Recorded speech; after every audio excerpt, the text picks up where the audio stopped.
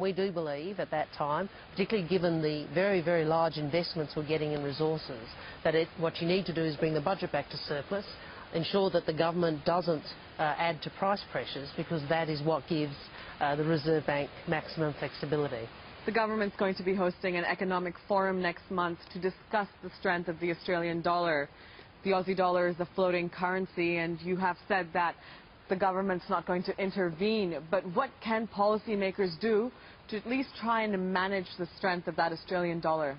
My view about it is you have to recognise the sort of change that's occurring in the economy, and your policy settings need to ensure that Australian firms, Australian households are best able to manage that change. You can't pretend that that change isn't happening.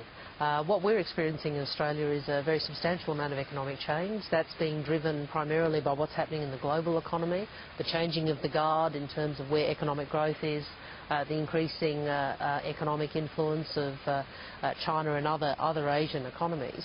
And obviously here in Australia also the very large investment in mining, the growth in the resources sector is also having an effect on the economy.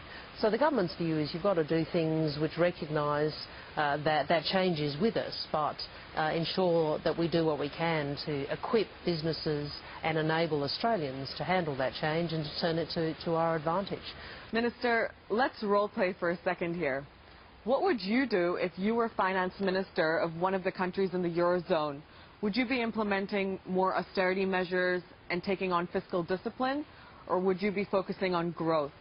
Well, I'd probably say, can I have my old job back, actually, because the Australian economy is in so much better shape, and I'd much rather be Finance Minister of Australia than Finance Minister anywhere else. There are times where you recognise that the most important thing is to be upfront about the change that is required, and not to run away from the change which is required, and to pretend to people that there is a path to prosperity and growth that doesn't require change. It's much better to work out what that change should be. I don't pretend to have all the answers. It's certainly a very difficult situation that many European economies are facing. And as I said, I'd much rather be Finance Minister of Australia than Finance Minister of almost any other advanced economy.